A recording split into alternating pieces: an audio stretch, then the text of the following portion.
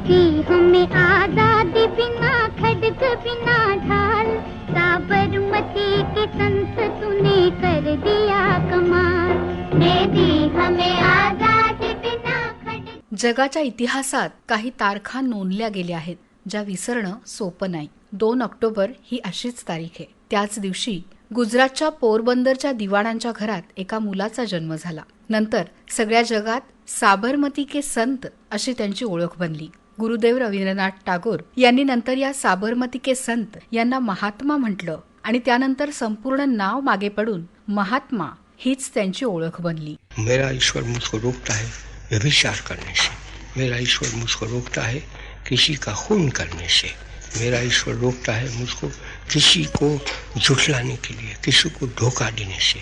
वो तो ईश्वर है, उसका वो तो ईश्वर के सब गुण बने कि वो ईश्वर का गुण का मैं स्तवन करूं तो ईश्वर के नजदीक में पहुंच जाऊं. मैं ईश्वर का काम न करूं और किसी ईश्वर का नाम दूं तो ईश्वर को धोखा देता हूं. मोहनदास करमचंद गांधी यांचं सुरुवातीचं जीवन तसं फारसं प्रभावी नव्हतं, परंतु त्यांच्या मनात सत्य आणि अहिंसेची बीज बालपणातच रोवली गेली. त्याला कारणीभूत ठरलं ते सत्य हरिश्चंद्र हे नाटक. सत्याबद्दलची त्यांची आस शालेय जीवनातच दिसून आली. गांधीजींच्या शाळेत भेट देणाऱ्या एका अधिकाऱ्यांनी त्यांना केटल या शब्दाचं स्पेलिंग लिहायला सांगितलं होतं. ते स्पेलिंग ते लिहू शकले नाहीत. तेव्हा त्यांच्या शिक्षकांनी त्यांना नजरेनच कॉपी करण्याचा सल्ला दिला, पण गांधीजींनी तसं केलं नाही. सत्याचा त्यांचा हाच आग्रह नंतर सत्याग्रहाचा पाया बनला.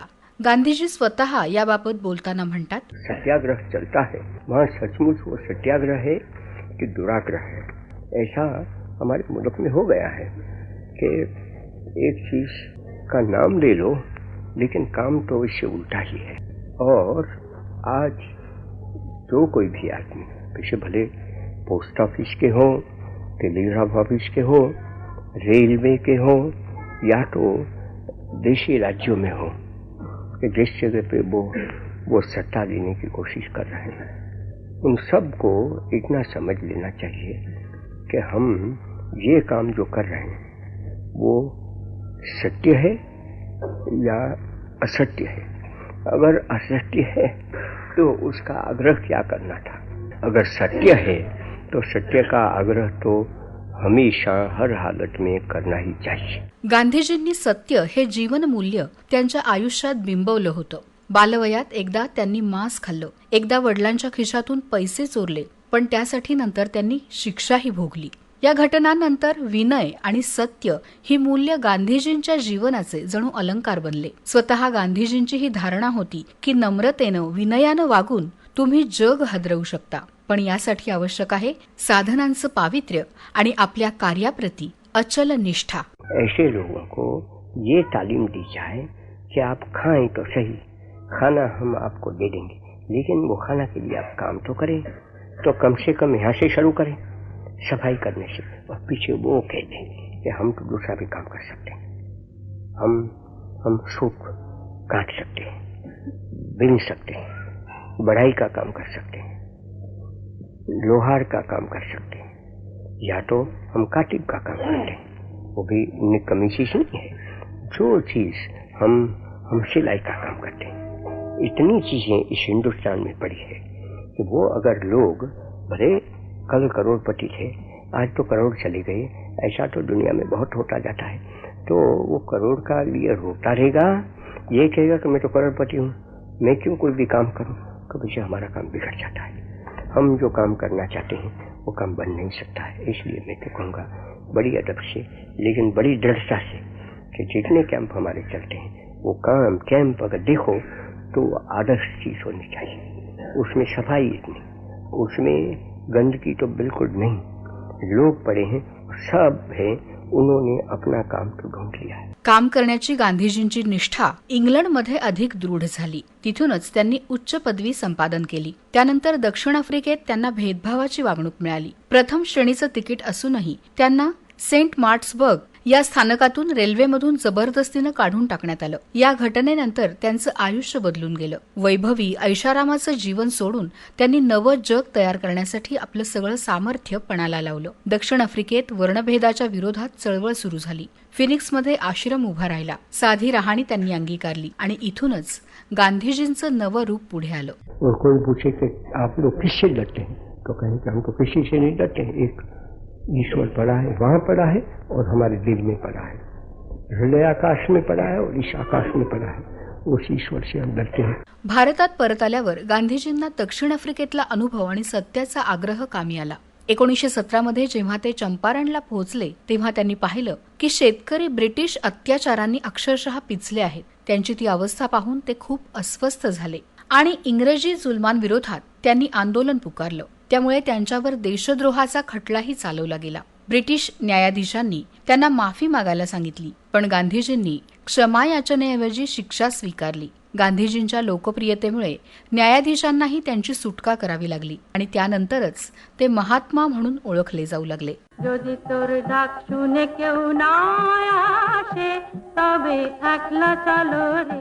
चंपारणमध्ये त्यांनी गरीब शेतकऱ्यांच्या कल्याणासाठी काम केलं. त्यांची अवस्था सुधारण्यासाठीही त्यांनी प्रचंड प्रयत्न केले. या शेतकऱ्यांनाही त्यांनी स्वच्छतेची दीक्षा दिली. गांधीजींना स्वातंत्र्यापेक्षाही स्वच्छता महत्वाची होती. कोलकाता इथं 1903 मध्ये झालेल्या काँग्रेसच्या अधिवेशनात त्यांचं लक्ष देशातल्या अस्वच्छतेकडे गेलं. गांधीजी स्वतः म्हणायचे की अस्वच्छ पायांनी मी कोणालाही माझ्या मनामध्ये प्रवेश करू देणार नाही. हरिद्वार में जब कुंभ का मेला था तो हमारा सबका काम था कि वहाँ के जो कैंप का सैनिटेशन था वो सैनिटेशन फजर में करने के लिए हम निकल जाते थे.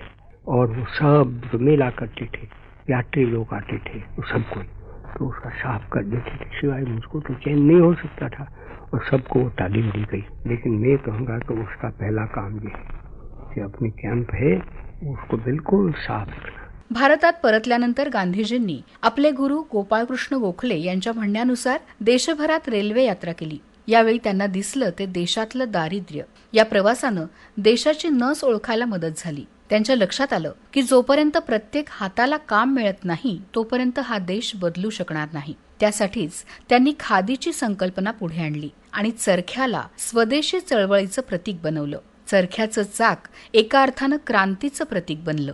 हिंदुस्तान ने मान लिया कि चरखा है वो तो अहिंसा का प्रतीक है, उसकी निशानी है. आज वो निशानी तो गुम हो गई. अगर वो निशानी रहती तो आज हमारे सामने जो चीज बन रही है वो तो नहीं बनने वाली थी. पाहता पाहता गांधीजींचं व्यक्तिमत्व म्हणजे जणू एक प्रकारचं चुंबक झालं. सामान्य नागरिक असू देत किंवा कोणी विशेष खास व्यक्ती, सगळेच जण त्यांच्या व्यक्तिमत्वाकडे, त्यांच्या विचारांकडे आकर्षित होऊ लागले.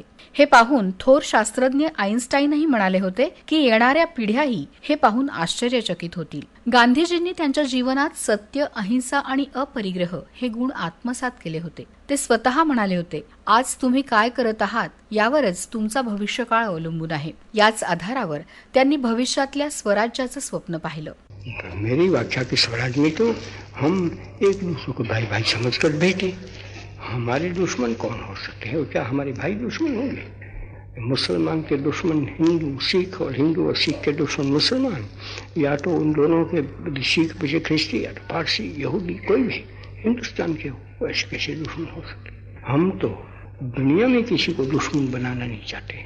हम किसी के दुश्मन बनना नहीं चाहते. गांधीजींची स्वातंत्र्याची संकल्पना आजच्या काळातही सुसंगत आहे. ते म्हणायचे, ज्या दिवशी एखादी स्त्री रात्री रस्त्यावर मोकळेपणाने चालू फिरू शकेल त्याच दिवशी भारत स्वतंत्र झाला असं मी म्हणेन. गांधीजींना विश्वास होता की खेड्यांचा विकास केल्याशिवाय भारतात बदल घडून येणार नाही. ते म्हणतात, कानून तो ये कहता है, सच्चा कानून, कि अगर पंचायत राज है, लोगों के नाम से ही राज चलता है, लोगों के काम से ही राज चलता है, तो लोगों के पास से पैसा तो लेना पड़ेगा. लेकिन वो पैसा लेते हैं उससे 10 गुना उनके घर में जाना चाहिए. अनेक शतकांपासून भारताला एक कृषीप्रधान देश म्हणून ओळखलं जातं. चंपारणमधल्या शेतकऱ्यांचं दुःख, त्यांची पीडा गांधीजींना सतत जाणवत होती. म्हणूनच देशातल्या शेतकऱ्यांची परिस्थिती सुधारण्याकडे त्यांचं विशेष लक्ष होतं. किसानों को पूरा दाम न मिले या तो बहुत कम दाम मिले, तो ऐसा तो होना नहीं चाहिए. तो किसानों को ज्यादा दाम दें वो तो मैं समझ सकूंगा, और वो किसानों को ज्यादा दाम देते हैं, इससे कोई दाम बढ़ता है, वो तो दूसरी बात हो गई। तो ये तो विशेष शुद्ध कोड़ी की बात हुई, सच्चा हिसाब करने की बात हुई।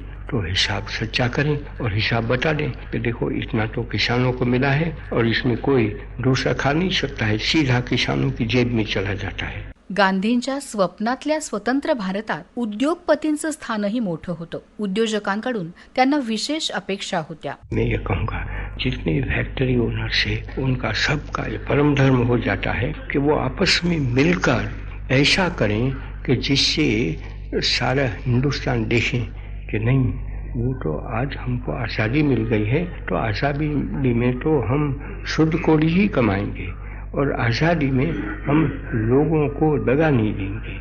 ब्रिटिश साम्राज्यवादाविरुद्ध गांधीजींनी दिलेला नारा संपूर्ण देशानं उचलून धरला, पण तोपर्यंत त्यांनी रेडिओ या माध्यमाचा वापर केला नव्हता. पण फाळणीच्या आगीनं होरपळून निघालेले शरणार्थी जेव्हा भारतीय भूमीवर आश्रय शोधत होते, तेव्हा त्यांच्याशी संपर्क साधण्यासाठी त्यांनी रेडिओचा आधार घेतला. या संदर्भात त्यांनी आकाशवाणीवरून 12 नोव्हेंबर 1947 रोजी संदेश दिला. जिस जगह पे हिंदुस्तानी लोग पड़े हैं वहाँ सब इंतजाम कर लिया कि वो मेरी आवाज़ पहुँच जाए. ये तो एक खूबी है, ईश्वर की एक गति बड़ी गहन गति पड़ी है, तो इस तरह से ऐसा आवाज़ वो सब जगह पे पहुँच जाए, वो कोई छोटी बात नहीं है. तो वो सब मैंने देख लिया और कहा कि यहाँ से बोलो, तब तो यहाँ से जो बोलता हूँ उस आवाज़ की शक्ति है उससे आधी और बढ़ जाती. तो मैंने कहा कि बड़े वही अच्छा है, तो चलो मैं वहाँ चला जाऊँगा. तो चला गया. तो वहाँ भी उन लोगों को मैंने दीपोत्सव मनाने का कहा है, तो जो मैंने आपको यहाँ कहा है वो भी उनको सुनाए. गांधीजींच्या विचारांची ही शक्ती सरदार पटेल यांनीही मान्य केली होती. 1928च्या बारडोली सत्याग्रहात पटेल म्हणाले होते की मला विश्वास आहे, गांधीजींनी सांगितलेल्या मार्गावरून आपण चाललो तर आपल्या देशाचं स्थान जगात नक्कीच उंच असेल. मैं आज तो ये आपको कहने के लिए आया हूं कि जो पुराना हिंदुस्तान, जिसके लिए कभी कभी हमें शर्मिंदा होना पड़ता है कि इतनी सदियों तक हम गुलाम रहे, लेकिन आज जो हम आजाद हुए हैं वो आजाद हिंदुस्तान के सुपुत्रों का एक कर्तव्य है कि इसको फिर गुलाम बनने न दे.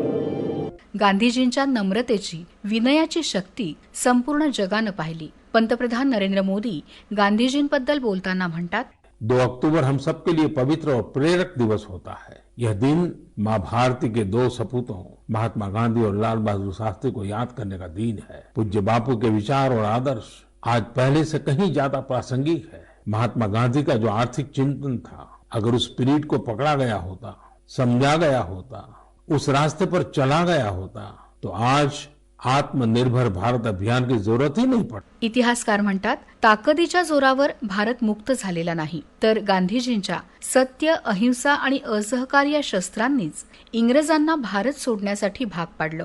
गांधीजी म्हणायचे, ही शस्त्र काही मी तयार केलेली नाहीत, ती भारतीय परंपरेत आधीच अस्तित्वात होती. मी फक्त त्यांचं स्मरण करून दिलं. आयुष्यातील प्रत्येक समस्येचं उत्तर गांधी विचारांमध्ये आहे. जोपर्यंत जगात विषमता आहे, दारिद्र्य आहे, तोपर्यंत ताकदवान लोक दुर्बळांचा छळ करत राहतील. गांधीजींचे विचार कालातीत आहेत.